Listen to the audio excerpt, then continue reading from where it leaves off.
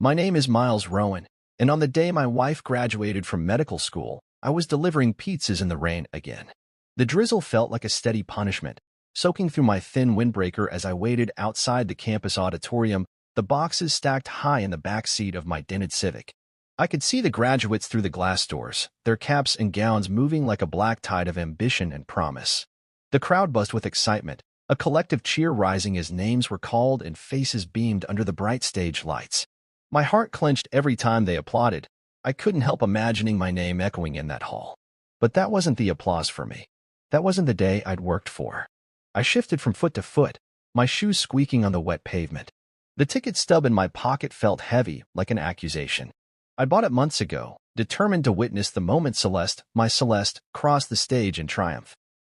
I'd worked double shifts for weeks just to afford it, skipping meals to pay the last installment. She'd always wanted this. I'd always wanted this for her. The sacrifices never felt like sacrifices when I could picture her smile. But now, standing here in the rain, I wondered if that smile was ever meant for me. When I finally slipped inside, I found a seat near the back, damp, unnoticed. My shirt clung to my skin, damp and wrinkled, a stark contrast to the crisp suits and elegant dresses around me.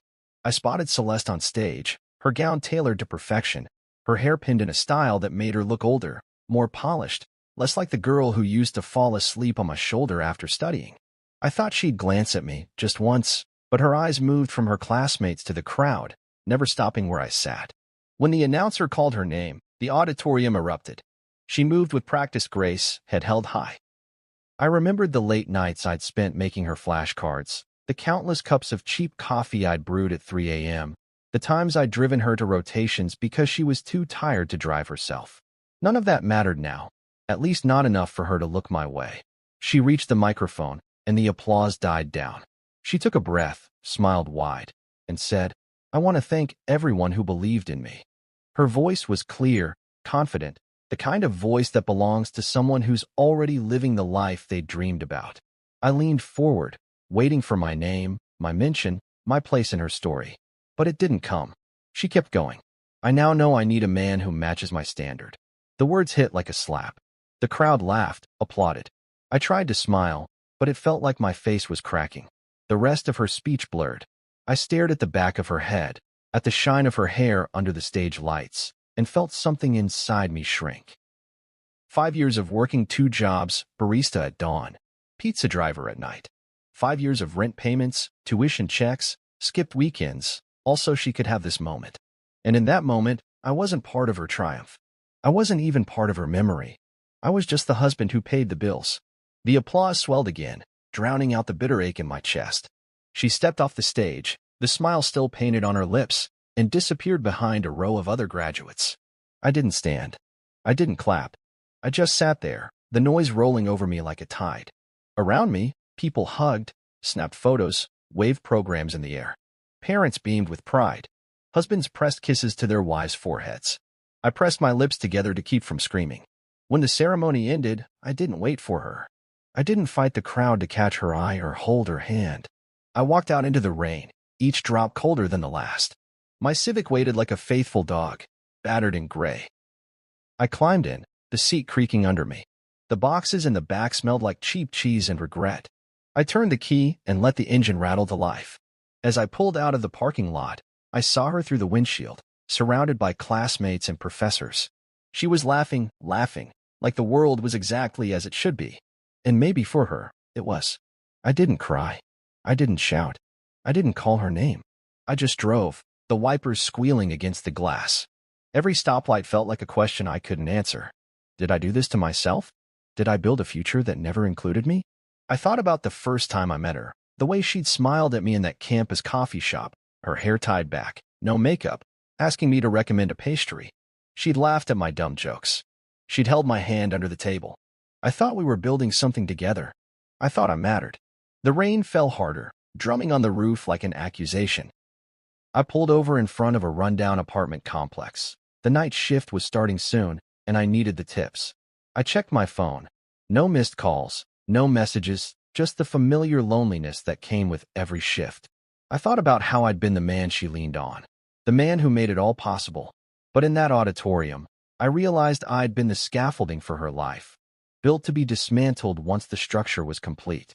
I closed my eyes and let the ache settle in. It didn't end my marriage that day, but it ended my illusion. I was just the husband paying the bills.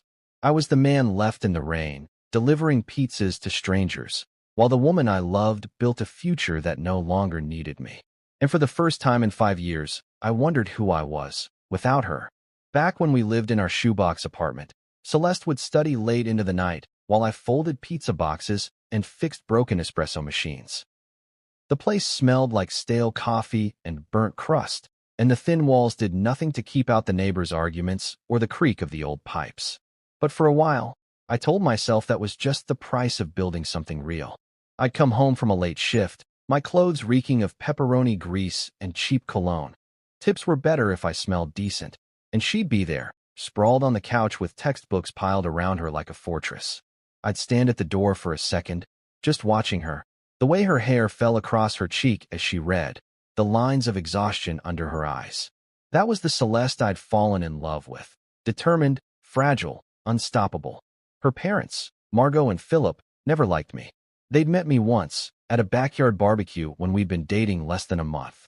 I'd shown up in a second-hand polo, balancing a six-pack I couldn't afford, hoping they'd see me as the kind of man who could love their daughter the way she deserved. Philip shook my hand like he was holding a damp rag, and Margot sized me up with that tight smile that never reached her eyes. Good for now, she'd whispered to Celeste when she thought I couldn't hear. I did hear. I just pretended I didn't. When Celeste got her acceptance letter to med school, I thought everything would change. I thought they'd see how hard I was working, how committed I was. I sold my car that same week, a beat-up Corolla I'd rebuilt 3 times over, just to cover her deposit. I started taking weekend shifts at the pizza place, doubled my hours at the cafe. I figured we'd be partners in this, that every dollar I scraped together would be a dollar we shared. I imagined telling our kids one day how their dad made sure their mom got to be a doctor. I imagined the pride in Celeste's eyes when she'd introduce me as her husband, the man who helped her build her dream. But dreams, I learned, come with their own price tags, and I was paying them all. The rent went up that first year, and our grocery budget shrank to instant noodles and off-brand cereal. Celeste didn't complain, at least not at first. She'd kiss my cheek when I left for a shift, tell me she loved me. But as the months wore on, the kisses stopped being spontaneous.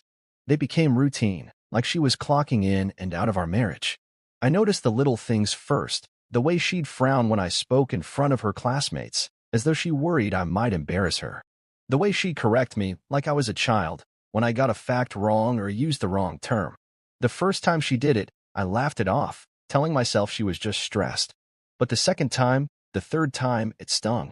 And every time after that, the sting grew deeper. I'd stand there, my hands stuffed into the pockets of my pizza uniform, smiling while they all laughed at the joke I didn't understand. Her mother started visiting more often, arriving in her high heels and designer bags, leaving the scent of expensive perfume behind. She'd sit at our rickety kitchen table, one hand on her phone, the other stirring a cup of herbal tea she'd brought from home. "Miles," she'd say, with that same tight smile, "Celeste is working so hard. You're a good man to support her." Like I was a patron, not a partner. Like I was lucky to be in the room. One night, after a particularly long shift, I came home to find Celeste sitting at the table with her mother, their heads close together. I paused in the doorway, the air heavy with the smell of her mother's perfume and the bitterness of fresh coffee. Margot didn't even look at me as I walked in. Celeste did, but her eyes were tired, her lips pressed in a line I'd come to recognize as disappointment. "Don't bring your delivery uniform when you visit campus," she said, her voice calm, rehearsed. "People assume things. Assume things.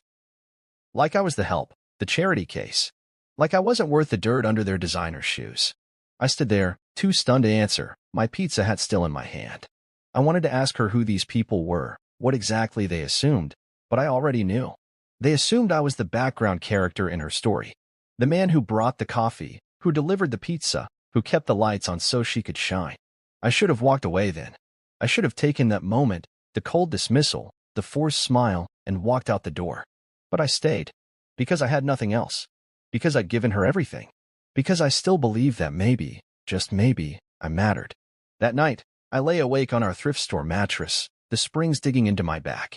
I stared at the cracked ceiling and listened to her breathing beside me, steady, even, untouched by the storms that raged inside me.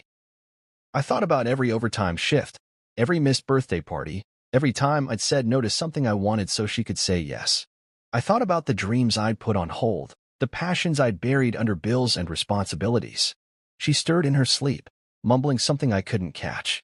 I turned toward her, studying the face I knew so well. The face I'd loved with every cell in my body. The face that had once lit up when I walked into a room. Now it barely flickered. In that moment, I realized that I'd become the background character in my own life. The man who folded pizza boxes at dawn, who smiled politely at the professor's dinner parties, who made sure there was always coffee on the table. The man who funded the dream, but never lived it.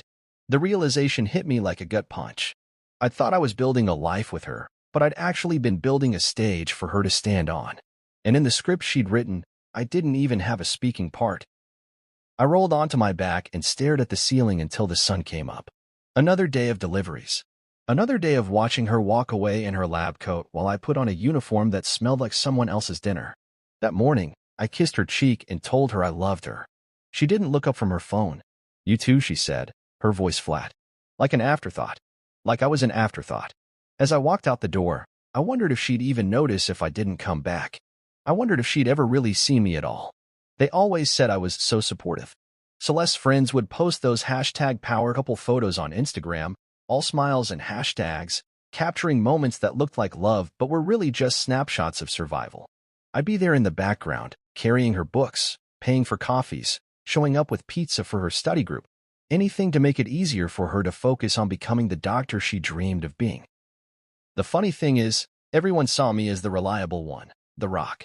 The truth was, I was crumbling inside, piece by piece, every time I realized I was the only one clapping for both of us. By then, I'd become a ghost in her world, someone who hovered at the edges, waiting to be acknowledged. I was the man in the photos she posted when she needed to show the world she was grounded, lucky, blessed. But in reality, the ground I'd built was sinking, and I was the one holding it up with my bare hands. It started with the small things. She'd forget to text me that she'd be late coming home from the library. Or she'd come in, eyes hollow with exhaustion, drop her bag, and walk straight past me to the bedroom. I'd stand there with takeout containers, no thanks, no smile, no, how was your day? Just the sound of the bathroom door clicking shut. I kept telling myself it was just stress. That she'd come back to me after finals, after rotations, after whatever. I'd tell myself, she's working so hard for both of us. But deep down, I knew I was the only one working for both of us. The nights she did come home early, we'd sit on the couch, me in my delivery uniform, her in a hoodie that smelled like antiseptic, and she'd scroll through her phone, nodding at something her friend texted. I tried to tell her about the broken espresso machine at work or the driver who quit mid-shift. She'd smile, that tight little smile that never reached her eyes, and say, "That's nice, babe," before going back to her phone. I should have seen it coming. The slow fade, the polite indifference, the way her mother's voice would pop up on speakerphone, asking if I'd managed to find a real job yet. But then came the favor, the one I couldn't afford to say no to. It was a Friday night late. I'd just finished a shift that started at 6 in the morning at the coffee shop and ended at 10 p.m. with the last pizza delivery in the worst part of town. My eyes were burning from the constant glow of headlights, and my hands smelled like dish soap and tomato sauce. I'd parked my car outside the apartment and just sat there for a minute, head resting on the steering wheel. When I finally walked inside, Celeste was sitting on the couch, laptop open, her hair pulled back in that messy bun she wore when she was stressed. Her eyes flicked up at me as I closed the door. She looked so tired, but she didn't smile, didn't get up, didn't even say hello. Just that sigh that meant something bad was coming. "Miles," she said, her tone careful, practiced. "Can we talk?" My stomach dropped. I'd heard those words before, usually followed by, "This isn't working," or, "I think we should take a break." But I was too exhausted to fight, so I nodded and dropped my keys into the dish by the door. She patted the cushion next to her. I sat, still in my delivery uniform, the smell of garlic and cheese hanging on me like a second skin. She didn't even flinch. "I know you've been working a lot," she began, fingers twisting the edge of her laptop. "And I really appreciate everything you've done for me." She didn't look at me. She looked at the screen, at the cursor blinking like a heartbeat. "It's just that," she continued, her voice small. "My clinical rotation starts next week. and they've invited all the spouses to a welcome dinner. It's kind of a big deal. I waited, the knot in my chest tightening. Okay, I said slowly. So, you want me to come? She finally looked at me then, and the hesitation in her eyes made my stomach flip. Well, she said, maybe it would be better if you didn't come in your delivery uniform. The words hit me like a punch. I felt my cheeks burn. I'd always worn my uniform to everything, her study groups, late-night coffee runs, even the occasional meet-up with her classmates. I'd never thought it mattered. But it did. To her, it did. I stared at her, waiting for the apology that never came. Instead, she closed the laptop and folded her hands in her lap. I know it's a lot to ask, she said. But could you maybe just skip this one? Just this once. Just this once. Like it was no big deal. Like I'd only ever been asked to disappear once before. I wanted to say no. I wanted to tell her I'd been there for every step of this journey, that I'd earned the right to sit at that table with the other spouses. But the exhaustion in her eyes, the weight of her dreams, pressed against my chest like a cinder block. I'd spent years supporting her, bending over backward so she could shine. I couldn't stop now. Yeah, I heard myself say. Of course. She smiled then, a small, relieved smile, and leaned over to kiss my cheek. Thank you, Miles, she whispered. You're the best. I sat there as she turned back to her laptop, my body stiff, my hands numb. The best. The best at disappearing. The best at folding pizza boxes. The best at paying for dreams that didn't include me. That night, I lay on the couch, staring at the ceiling, the shadows from the streetlights painting patterns on the cracked plaster. I thought about all the times I'd skipped meals so she could have coffee for her late-night study sessions. I thought about the car I'd sold, the overtime shifts I'd picked up, the weekends I'd given away. It wasn't just about the dinner. It was about what it meant. That I didn't belong. That I'd never belonged. That I was just the man who kept the lights on so she could shine. I closed my eyes and tried to remember the last time she'd laughed at one of my jokes. The last time she'd held my hand just because she wanted to. I couldn't remember. Outside, a siren wailed in the distance, and I wondered if I'd even hear it if it came for me. That night, I learned something important. I learned that sometimes the worst betrayals don't come with shouting or tears. They come in quiet requests, wrapped in smiles, disguised as favors. They come in the moments when the person you love asks you to make yourself small so they can stand tall. And the worst part? I said yes, because I had nothing else to give but myself. The ceremony was beautiful, like something out of a catalog. All gleaming white chairs and carefully arranged bouquets, the auditorium bathed in golden light that made every graduate look like a hero in a movie. I stood at the back, my hands stuffed into the pockets of my dress pants, the shirt I'd ironed that morning now wrinkled and damp from the June humidity. I'd slept maybe 2 hours the night before, finishing a late shift, and then driving half the night to make it here in time. I wanted to be there, even if she didn't ask me to be. When I arrived, I saw her parents, Margot and Philip, sitting right up front, beaming like they'd funded the entire ceremony themselves. Her mother wore a white dress that practically glowed under the lights, a diamond necklace catching every camera flash. Philip looked like the proud patriarch, his hand on his wife's knee, nodding like he'd built every brick of the medical school himself. Celeste stood on the stage, radiant in her cap and gown, her hair falling in perfect waves around her face. I remembered helping her dye it in our kitchen sink, cheap dye that left my hands stained for days.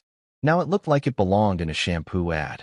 She had that air about her, confident, composed, a woman ready to step into the world she'd always felt destined for. The dean gave a long speech about resilience and commitment, but his words barely registered. My mind drifted to every time I'd carried that old coffee maker to her study sessions, to every night I'd waited up with takeout in case she needed a break, to the car I'd sold to help with tuition. I'd built my life around her dreams, like a scaffolding that no one noticed until the building was complete. My eyes burned as I watched her approach the podium. She walked like she owned the stage, head high, that smile that charmed professors and melted every challenge. My chest swelled with pride, and with a kind of terror I couldn't name. I wanted to believe this was our moment, too. I wanted to believe I was part of this victory. She cleared her throat, and the hall quieted. Cameras clicked, flashes went off, and I braced myself to hear my name, to feel seen, to finally get a nod for the years I'd invested. Thank you, she began, her voice steady, clear, polished like a diamond. This moment is for everyone who believed in me. My heart leaped. That had to include me, right? She scanned the audience, her eyes skipping past the back row, past me, like I wasn't even there. I now know I need someone who fits the life I've worked so hard for. The words hit me like a punch. The auditorium blurred for a second. I gripped the edge of my chair, willing myself not to react. Laughter rippled through the crowd, soft at first, then louder, like everyone was in on the joke. A few heads turned toward the back, and I felt every gaze like a needle in my skin. I wanted to shout. I wanted to ask her what she meant. Hadn't I matched her life, step for step? Hadn't I been over backward to hold her up? Hadn't I sold my car, picked up extra shifts, missed every holiday with my family so she could chase this dream? Hadn't I given her everything? But the only sound was the applause. The applause that wasn't for me. I swallowed the lump in my throat and forced myself to watch as she stepped away from the podium, her face glowing, her parents beaming like they'd just witnessed a coronation. She didn't even look at me. Not once. I tried to tell myself it didn't hurt. I told myself I'd expected it. But every step she took away from the microphone felt like a step away from me. Like she'd decided I was part of the past, a chapter she'd closed. The rest of the ceremony was a blur of clapping, hugs, tears, everyone congratulating each other, taking photos, posing like they were about to launch the next phase of their perfect lives. I stood there, my hands trembling, the heat of embarrassment creeping up my neck. Someone's mother brushed past me, her perfume making me dizzy. She glanced at my wrinkled shirt, then away, as if I didn't exist. I didn't belong here. Not in her world, not anymore. When the ceremony ended, I waited for her to find me. Waited for her to run into my arms, to say she'd just been nervous, that of course I was part of her success. But the minutes ticked by, and she was too busy posing with her classmates, hugging professors, laughing with her parents. I was the man with no place to stand, a ghost in the crowd, a footnote in her story. Eventually, the crowd thinned. The hall emptied, but I didn't move. I stood there, staring at the podium where she'd declared her new standard, trying to figure out where I'd fallen short. I thought about every late-night shift, every time I'd scraped together enough for rent when she couldn't cover her part. I thought about the second-hand couch I'd carried up 3 flights of stairs because she said she needed a place to study. I thought about the time I'd brought her soup at 2 a.m. when she was sick during finals week. I thought about every single time I'd put her first. And now I was last. I didn't confront her afterward. I didn't ask for an explanation or a chance to talk. I just turned and walked out, my feet heavy, every step a reminder of how little I mattered. The sidewalk outside was cracked and uneven, weeds growing through the gaps. I walked 3 miles back to the pizza shop for my shift, my uniform stuffed into a plastic bag, the smell of tomato sauce clinging to me like shame. The sun was already sinking behind the buildings, painting the sky a deep orange that made everything look like it was on fire. I kept my head down, hands shoved into my pockets. Every block felt like another mile between the man I'd been and the man I'd become. When I got to the shop, the manager gave me a once-over and asked if I was okay. I lied and said I was fine. I clocked in, tied on my apron, and got to work folding boxes. Every crease of the cardboard felt like folding myself smaller, fitting into the corners of my life where no one could see me. Every order I filled was another reminder that I wasn't the man she needed, that I was just the man who'd kept the lights on until she found someone better. I told myself it didn't hurt. I told myself it was just one speech, one night. But every word she'd said on that stage echoed in my head with every delivery I made. This moment is for everyone who believed in me. I guess that didn't include me. By the time I got home that night, the apartment was dark. She was at some celebration dinner with her classmates. I sat on the edge of the bed, the springs creaking under my weight, and stared at the floor. I felt like a ghost. Like the man I'd been had died somewhere between the pizza shop and the auditorium. And in that silence, I realized something I should have known all along. This wasn't the moment my marriage ended. It was the moment my illusion ended. The illusion that love alone could hold us together. The illusion that my sacrifices would be enough. The illusion that I mattered. Because in the end, I was just the man who paid the bills. And now, the bill had come due. 3 weeks later, I was delivering pizzas to an upscale house that looked like something off the cover of a home design magazine. The kind of place where the floors gleamed like polished marble and the porch lights glowed with that warm, inviting hue that made you forget about all the rain-soaked deliveries and angry customers that came before it.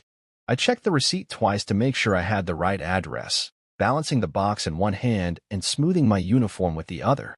I'd barely had time to eat that day, running from one delivery to another, trying to keep the tips coming so the rent wouldn't bounce. When the door opened, I expected the same kind of customer I'd come to know in these neighborhoods, glassy-eyed teenagers with too much money in their pockets or harried parents with Bluetooth headsets glued to their ears. But instead, a man stepped out, maybe in his late 50s, hair streaked with gray, wearing a simple button-down shirt and jeans that looked too casual for a house like this. He paused when he saw me, his eyes narrowing like he was trying to place a memory that wouldn't come. "Miles," he said, his voice a mix of disbelief and something softer I couldn't quite name. I stood there, blinking under the porch light, the name catching me off guard. No one ever called me by my name on these routes. Usually it was just, "Hey," or "Pizza guy." Yeah," I said, shifting the box awkwardly. "Miles Rowan." He stepped out, the screen door creaking behind him. "It's me, Uncle Reuben." My chest tightened. Reuben. I hadn't heard that name in years, not since the family split that came after my dad's funeral. I was 12 when Dad died, and Reuben had shown up at the service, his face lined with grief and something I didn't understand back then. He'd argued with Mom about something. Money or inheritance or family pride. I was too young to know. Then he'd left, and I never saw him again. Until now. "Uncle Reuben," I said slowly, the memories tumbling over each other. I didn't even know you were still around." He gave me a sad smile, like he was remembering that funeral too. "I didn't think you'd remember me," he said. "You were just a kid." I shook my head, the pizza box trembling slightly. "I remember. I just didn't know." My voice trailed off. I didn't know what to say. That I didn't know he'd built a life, or that I didn't know if he'd cared enough to find me. He motioned to the steps. "Come on, man. Let's sit." I followed him to the bottom step, the night air cool against my damp uniform. We sat there, the pizza between us like a peace offering. He didn't ask about the pizza. He didn't even open it. Instead, he looked at me with eyes that had seen too much, eyes that looked like mine in the mirror some days.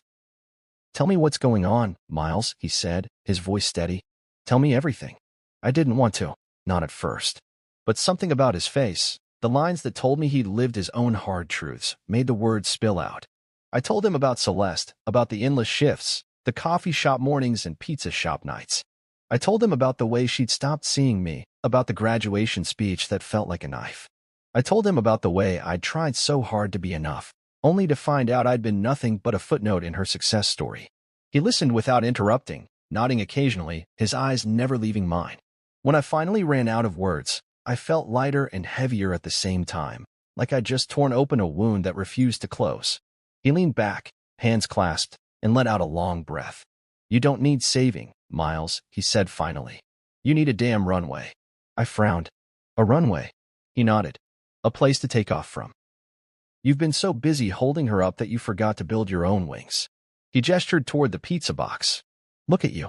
Working 2 jobs, paying the bills, keeping the lights on. You've got grit, kid. You've got work ethic most people would kill for." I looked down at my uniform, the grease stains that no amount of detergent could scrub out. "Doesn't feel like it," I muttered. He chuckled, the sound low and warm. "That's because you've been measuring your worth by someone else's ruler. You think the only way to be enough is to be what she needs. But what about what you need?" I swallowed hard, the question hitting me in a place I hadn't let myself acknowledge. What did I need? Reuben leaned forward, his eyes intense. "Listen, I know you're tired. I know you've given everything. But you're not done yet, kid. You've got a story to write that's yours, not hers. You just need a place to start." I stared at him, my hands trembling slightly. "And what if I don't know how to start?" He smiled. "Then you do what you've always done. You work. You learn. You fight. But this time, you fight for you." We sat there in the quiet for a while, the hum of streetlights and the distant echo of laughter from another house filling the space between us. Eventually, he stood and patted my shoulder. "Come by my office this week," he said. "I've got something that might interest you." I didn't know what he meant, but the way he said it made me feel like maybe, just maybe, I wasn't as invisible as I'd felt all these years. As I drove away that night, the pizza undelivered, my mind replayed his words over and over. "You don't need saving, Miles. You need a damn runway." Maybe he was right. Maybe I'd been too busy holding someone else's ladder to realize I had the strength to climb my own. I didn't sleep much that night after talking to Reuben. My head buzzed with his words, "You don't need saving, Miles. You need a damn runway." They echoed like a challenge, daring me to think beyond the endless cycle of pizza boxes and coffee grounds. It had been so long since anyone believed I could be anything but the man in the uniform. Even Celeste's voice still rang in my ears, always correcting me, always steering me into the shadows so she could stand in the light. 2 days later, I found myself at the door of Artec Design, a glass and steel building that looked too expensive for the likes of me. I'd ironed my only decent shirt and borrowed a tie from a coworker who always dressed like he was one raise away from quitting. My hands were sweating, and my stomach twisted like I'd eaten bad cheese. I'd watched YouTube tutorials all night, reading about branding strategies and digital content roles until my eyes blurred. I had no fancy degree, no marketing certificates, just hours of hard work and a deep need to prove myself. Ruben had given me a name, Jaya Malik. She doesn't play, he'd said with a grin that didn't reach his eyes. She'll either hire you or eat you alive. I'd thought he was joking. He wasn't. I stepped into the lobby, clutching my makeshift portfolio, a thin folder of design samples I'd pulled together from free online tools, and a few logos I'd made for friends who never paid me back. My fingers trembled as I pressed the elevator button. Every second that ticked by felt like a countdown to my own execution. When I reached the floor, the office was buzzing with energy, people on laptops, whiteboards covered in sketches and marketing slogans, the air charged with the hum of ambition. I'd never felt more out of place. I could smell the coffee brewing, a different kind of brew from the cheap stuff I served every morning. I straightened my tie, took a breath, and pushed the conference room door open. Jaya was already inside, a woman maybe in her mid-30s with sharp eyes and a posture that radiated no nonsense. Her hair was pulled back in a sleek ponytail, and her crisp white blouse looked like it had been ironed by the gods. She didn't bother to stand when I entered. Instead, she looked me up and down with an expression that said she'd already sized me up before I'd even opened my mouth. "Mr. Rowan," she said, her voice clipped. "Sit." She gestured to the chair across from her like she was pointing to the witness stand in a courtroom. I obeyed, my heart thudding so hard I thought she could hear it. I slid my portfolio across the table, trying to hide the tremor in my hand. She didn't open it. "Your uncle recommended you," she began, her eyes steady on mine. "I don't hire based on recommendations. I hire based on merit." She let that hang in the air, like a warning. "So let's get one thing clear. If you think his name's going to get you in the door, think again." I swallowed hard, my mouth suddenly dry. "I understand," I said. My voice was steadier than I felt. She flipped open the folder and scanned the first page. "You know these are basic," she said without looking up. "I've seen high schoolers put together better presentations." She flipped the page again, faster this time. "Your experience, delivering pizzas and working at a coffee shop. That's what you're bringing to the table." My chest tightened, shame flooding me. I know it's not much," I stammered. "But I've been teaching myself design software, branding strategies. I've worked on small projects." She cut me off with a raised hand. "Miles, let's stop there. Let me ask you one question." She leaned in, her eyes sharp enough to cut glass. "Why do you want this job?" The answer burned in my chest. All the nights I'd spent feeling like nothing, all the mornings I'd woken up with a sore back and empty pockets, all the times I'd watched Celeste walk away with her head high while I scraped together enough for rent. "Because," I said, my voice low but strong, "I'm tired of being the man in the background. I'm tired of being the one who makes everyone else's dreams possible. I need something that's mine, something I can build for myself." She watched me in silence, and for a moment I thought I'd said too much. Maybe I sounded desperate. Maybe I was desperate. But I didn't look away. I held her gaze, letting her see the truth of me, raw, unpolished, but real. She leaned back, a small smile twitching at the corner of her lips. "Okay," she said. "That's better than any recommendation." She closed the folder. "I'll be honest, Miles, you're starting from zero. You'll be a junior digital content assistant. Minimum wage, no frills, no guarantees. You'll learn fast, or you'll be out the door. Is that what you want?" I nodded, my heart hammering so loud I thought it might drown out her words. "Yes," I said. "That's exactly what I want." She stood, holding out her hand. "Then welcome to Artec. Training starts Monday. Don't be late." I stood too quickly, nearly knocking over my chair. I shook her hand, the adrenaline flooding me so hard I thought I might pass out. "Thank you," I managed, the words tasting like freedom. As I left the room, my head felt light, my legs unsteady. It wasn't a glamorous job. It wasn't a corner office or a fancy title. But it was a start. A damn runway. I'd been waiting for someone to believe in me for so long, and for the first time, I felt like I was ready to believe in myself. I called Ruben as soon as I reached the street. He picked up on the second ring. "So," he asked, his voice a mix of curiosity and pride. "She hired me," I said, unable to keep the grin off my face. "Junior digital content assistant. Minimum wage." She told me I had to prove myself. He laughed, a real, full-bellied laugh. "That's the Jaya I know. Proud of you, kid. Now get in there and show them who you are." I stared up at the glass building, the setting sun reflecting in its windows. It felt like the first time in years I was seeing my reflection in something that didn't make me feel small. It wasn't much, but it was mine, and that was enough to start. Jaya was a force of nature, brutal, relentless, and sharper than any scalpel Celeste had ever handled. She expected results, and she didn't care if I had a fancy degree or a father-in-law with connections. In the beginning, I thought I'd made a mistake. The first week was a blur of deadlines I didn't understand, software I'd never seen, and the constant fear that I'd be found out as a fraud. She assigned me the worst tasks: fixing typos on social media posts, reformatting presentations, digging through mountains of data for insights no one else wanted to touch. At night, I'd collapse on my futon, my head spinning from acronyms and analytics I barely grasped. But I never gave up. I'd come this far, and I wasn't going to let anyone tell me I didn't belong.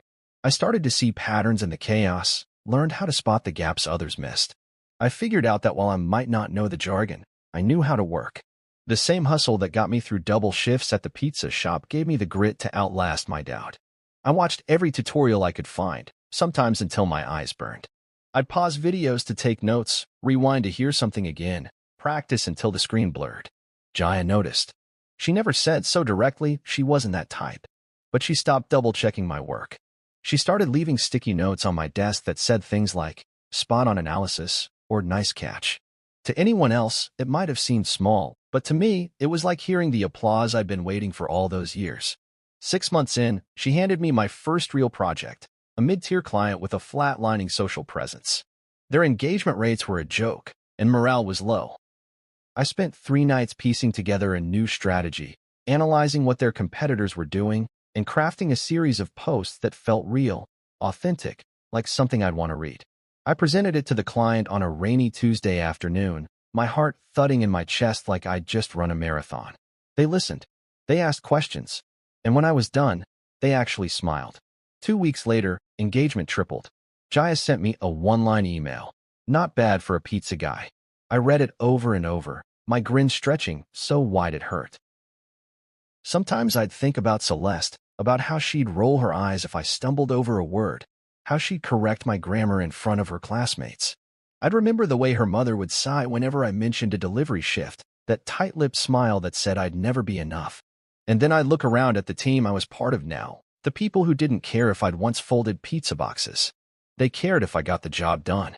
One night, Jaya called me into her office after everyone else had left. She leaned back in her chair, arms folded, studying me like I was a problem she was trying to solve. "You've come a long way," she said. "But don't get comfortable. This place doesn't reward comfort." I nodded, my stomach tight with the familiar mix of fear and determination. "I know," I said. She gave a small smile. "That's why you're still here." I walked home that night under a sky full of stars, the city lights winking like they were daring me to keep going. I thought about all the nights I'd spent delivering pizzas, the nights I'd sat outside Celeste's lectures, hoping she'd invite me in. And I realized I didn't need an invitation anymore. I was writing my own story now. I was redefining my own value. And for the first time, that felt like enough. Celeste's clinic lost funding. Her parents' real estate firm hit legal trouble. I didn't know the details at first, just rumors from mutual friends, whispers in the background of my new life. It was like a slow leak at first, a friend texting to ask if I'd heard about the layoffs, another sharing an article about lawsuits and foreclosures. At first, I didn't pay much attention. I was busy. Our tech had promoted me again. Now I was leading campaigns for clients I'd once delivered pizzas to. I was the one setting the strategy, building the story, guiding the team. My days were long. My nights sometimes even longer, but every time I saw my name on a successful campaign report, I felt like I'd found a piece of myself I hadn't even known was missing. Then one day, my phone buzzed while I was at my desk, the screen lighting up with a name I hadn't seen in months. Celeste. The air seemed to freeze in my lungs as I stared at it. I let it ring. I didn't answer. She didn't leave a voicemail. An hour later, it buzzed again. This time, it was her mother, Margot. I couldn't even remember the last time she'd called me. My thumb hovered over the screen, but I couldn't bring myself to pick up.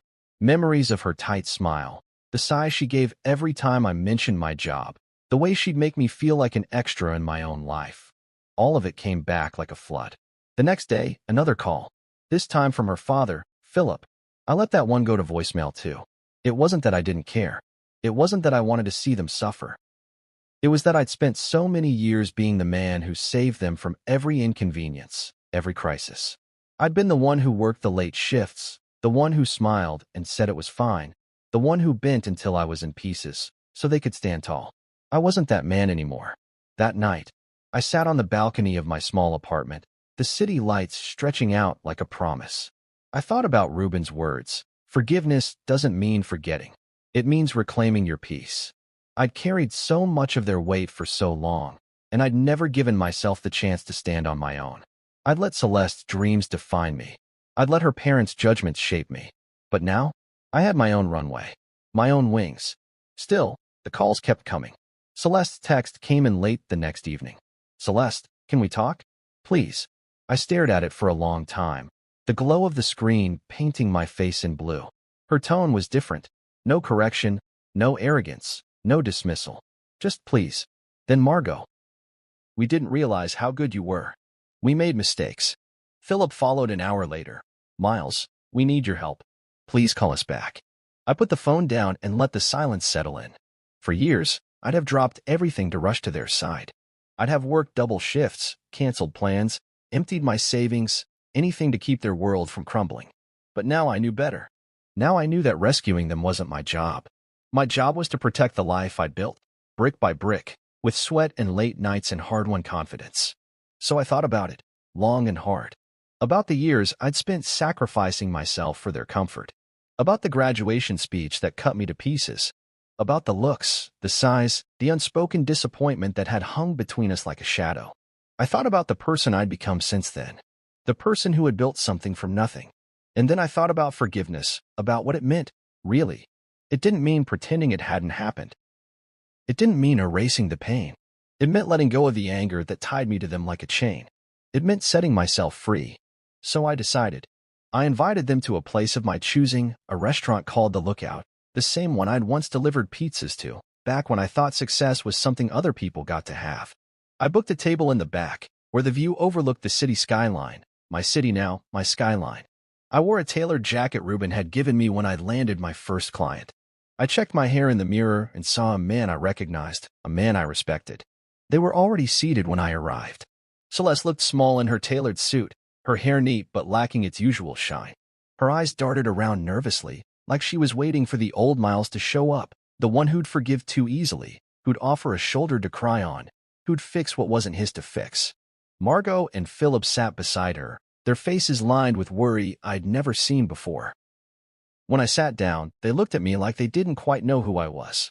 I gave them a polite nod, folded my hands on the table, and waited. Celeste was the first to speak. "Miles," she began, her voice trembling. "I didn't know you had this in you." I met her gaze evenly. "You never looked hard enough."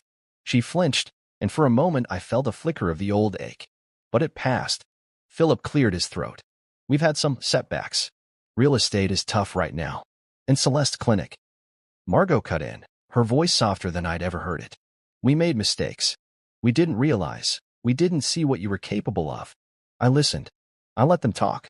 But when they finished, I leaned forward, my voice calm and measured. "I'm not here to fix your problems," I said.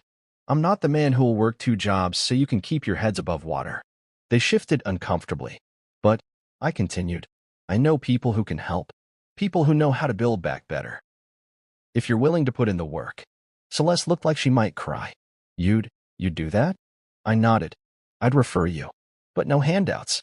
You'll have to earn it." It wasn't revenge. It wasn't gloating. It was closure. It was peace. As I left the Lookout, the city lights felt brighter than they ever had before. I wasn't the man I used to be, the man who'd deliver pizza to people who never saw him. I was the man who defined his own worth. And I didn't need their approval to know I was enough. We met at the Lookout on a Friday night, the sky still holding the last glow of the sunset, painting the city in shades of gold and deepening blue. The restaurant had changed since my delivery days. It had always been upscale, but now it carried an air of exclusivity that made my palms sweat even as I reminded myself I belonged here. I wasn't carrying pizzas in the back of a battered Civic anymore. I was a partner at Arteca's visual innovation wing, someone who led teams and closed deals with international clients. I'd arrived early. Old habits died hard. I wanted to walk in before Celeste and her parents, to claim the space in my own way, to remind myself this was my meeting on my terms. Ruben was already there, seated at a corner table that overlooked the city. He'd chosen the spot with care, a place where you could see everything and everyone, but not be in the middle of it. He understood the importance of vantage points, of controlling the space around you. "Nice choice," I said as I pulled out a chair across from him. He gave me that half smile that always seemed to carry a million words in its shadows. "This is your night, Miles," he said. "You built this. You invited them. You hold the power." I nodded, a small, tight movement. My hands felt steady, but inside, my chest was a knot of nerves. I'd faced rejection, betrayal, years of being overlooked. But this was different. Tonight, I wasn't the man they dismissed. I was the man they needed. I was the one who got to decide what happened next. The hostess led them in a few minutes later. Celeste wore a cream-colored blazer that looked a size too big on her, her hair pulled back into a neat bun. She looked smaller than I remembered, like the edges of her confidence had been worn away. Margot followed close behind, her perfume wafting over like an old memory I couldn't quite place. Expensive, yes, but it didn't cover the worry lines etched deep into her face. Philip brought up the rear, his posture rigid, his eyes scanning the room like he was trying to place himself back in control. When they reached the table, Celeste hesitated. Her eyes flicked to Ruben, then to me. I stood, offering a polite smile that didn't quite reach my eyes. "Good to see you all," I said. They sat, each one of them shifting uncomfortably in their chairs. Ruben remained quiet, his presence solid and reassuring at my side. He wasn't here to rescue me. He was here as a reminder of the man I'd become. "Thank you for meeting us," Celeste said, her voice tight. She looked tired. Maybe she'd always looked that way, and I'd been too blind to see it. "Of course," I said, keeping my tone neutral. I didn't owe them a smile. I didn't owe them comfort. I was here for the same reason I'd always been there, to hold things together, but this time on my terms. The waiter appeared with menus, but no one bothered to open them. This wasn't about dinner. Philip cleared his throat. "Miles, we've run into some challenges. Celeste's clinic lost its funding," I finished for him. "And the real estate firm's caught in a lawsuit over unpaid contractors." His eyebrows rose, and he glanced at Celeste. She looked down at her hands, twisting her napkin into a knot. I leaned forward, resting my arms on the table. "I keep up with things," I said. "It's my job to know what's happening in this city. And you all made sure I knew what being underestimated felt like." Margot opened her mouth, probably to protest or to smooth things over, but I raised a hand. "Please," I said, my voice calm but firm. "Let me finish." They froze, the three of them, like a single entity waiting for a verdict. I took a breath. "I worked 2 jobs for years to support Celeste's dream," I said. "I folded boxes, poured coffee, delivered pizzas, anything to make sure she had what she needed. And in return, I was the man in the uniform. The man who didn't belong at the dinner table. The man who didn't match your standard." Celeste's eyes shimmered, but I kept going. "But here's what you didn't see," I continued. "Every time you told me I wasn't enough, I got stronger. Every time you overlooked me, I learned how to build my own value. And now, I don't need your approval. I don't need your validation. I have my own place in this city, and I earned it." Silence settled over the table, thick as a blanket. Philip cleared his throat again. "Miles," he began, his voice lower, more careful. "We didn't realize." "You didn't care," I said, cutting him off gently but firmly. "You had your image of who I was, and you never looked beyond it." Ruben leaned back in his chair, his arms folded, his expression calm. He didn't need to say a word. He taught me that sometimes silence was the most powerful statement of all. I took a slow breath, feeling the weight of the years pressing on my chest, and then lifting. "Here's what I'm offering," I said. "I know people, good people, people who can help you restructure, get back on your feet. But I'm not your safety net. I'm not going to throw myself into your fire and burn for you again. If you're willing to work, if you're willing to own your mistakes, I'll connect you to them. But I won't hand you anything. I won't hold the ladder this time." Celeste's voice trembled when she spoke. Miles, I didn't know how much I hurt you, she said. I was so focused on everything I thought I deserved that I forgot the one person who always stood by me. I met her gaze. You were right, I said. I was always there. And you never saw me. Her eyes dropped to the table, and I let the silence stretch, let her feel the weight of it. Margot reached out, her hand trembling. Miles, please, she whispered. We're sorry. I didn't pull away, but I didn't take her hand either. I accept your apology, I said. But forgiveness doesn't mean forgetting. It means I don't have to carry your weight anymore. The waiter came by to ask if we were ready to order. I shook my head. No, thank you, I said. We're done here. As I stood, Reuben rose too. I looked at Celeste one last time, her eyes red, her shoulders slumped. Take care of yourself, I said. And with that, I left the lookout. The night air felt like freedom, crisp and cool against my skin. The city stretched out before me, lights twinkling like stars I could finally reach. I didn't know exactly what came next, but I knew one thing for sure. I wasn't the man who waited for someone else's approval anymore. I was the man who built his own runway, the man who chose where and when to take off. And for the first time in my life, that was enough. A year later, I owned 20% of our tech. My name was on contracts with international clients, my signature closing deals that 6 months earlier I wouldn't have dared to dream of. I'd earned every percentage point the hard way, through nights that bled into mornings, through presentations that felt like battles, through moments where I had to fight the voice that still sometimes whispered I was just the pizza guy, the man who didn't fit the standard. But that voice was quieter now, overshadowed by the steady rhythm of a life I built from the ashes of what they thought I'd be. My apartment was small, but it was mine. Clean lines, second-hand furniture that I'd refinished with my own hands. No frills, but every inch of it reflected who I was now, someone who'd learned that value doesn't come from appearances or status, but from the grit to keep moving forward when everything else burns. A dog named Pixel curled at my feet, his quiet breathing a reminder that even in the quiet, I wasn't alone. Celeste never remarried. I heard through the grapevine that she'd tried, once, maybe twice, but it never stuck. Her clinic folded, the weight of financial missteps and a shifting economy too much for the house of cards she'd built on the backs of other people's sacrifices. Margot and Philip's real estate empire never fully recovered either. They'd sold off properties, cut staff, clawed at any lifeline that might keep them afloat. Every time I thought of them, I didn't feel anger anymore, just a quiet, sad kind of acceptance. They'd built their empire on the idea that I'd always be the man at the bottom of the ladder. They'd never seen me coming. But I didn't gloat. I didn't send a card or a text that said, "Look who's on top now." That wasn't me anymore. I learned that the best revenge isn't success or making them crawl back. It's finding peace that doesn't require their applause. And that peace found me in the small things, in the soft glow of my laptop screen late at night, in the satisfaction of a client's voice when they said, "You nailed it," in the way Pixel greeted me at the door like I was the only person who'd ever mattered. I'd started mentoring younger team members at Artec. Not because it was in my job description, but because I saw myself in their eyes, the doubt, the hunger, the need to prove themselves. I knew what it was to stand on the edge of someone else's success, waiting for a nod that might never come. I told them the same thing Reuben had told me. You don't need saving. You need a damn runway. Some of them got it right away. Others needed time. But every time one of them found their stride, it felt like I'd won another piece of myself back from the years I'd spent being the man in the background. One night, I found myself back at the lookout, not as a delivery guy this time, not even as the man meeting his past over a table littered with apologies.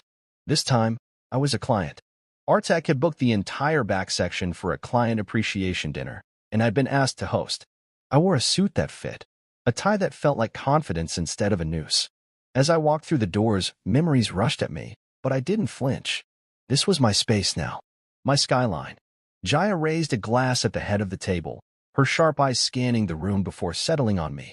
This man, she said, her voice strong and sure, has proven that grit and heart matter as much as any degree or title. Miles Rowan is the reason this team is what it is today. She didn't smile, she wasn't the smiling type, but the respect in her voice was more than enough. The table erupted in applause, and for the first time in a long time, I felt that applause was for me, not for the man I'd been expected to become. Afterward, as the room buzzed with laughter and the clinking of glasses, I stepped out onto the balcony. The city stretched out below me, a tapestry of lights and shadows that felt like home. Pixel would be waiting for me, tail wagging, eyes bright. I thought about the man who'd once walked away from this restaurant with the weight of 1,000 regrets.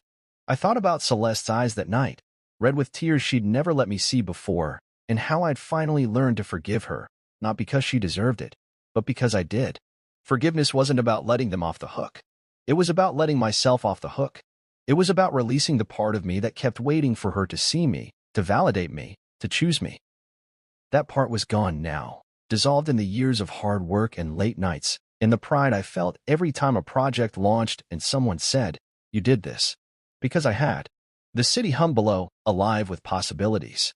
I didn't know exactly where I'd go next. Maybe another campaign, maybe another city, maybe a quiet weekend with Pixel and a new book. But wherever I went, I'd go as a man who'd built himself from the ground up, piece by piece, lesson by lesson. I'd started as the man who wasn't worthy of her standard. I'd become the man who defined his own. I'd learned that sometimes, the best revenge isn't showing them they were wrong. It's showing yourself that you were always enough, even when they couldn't see it.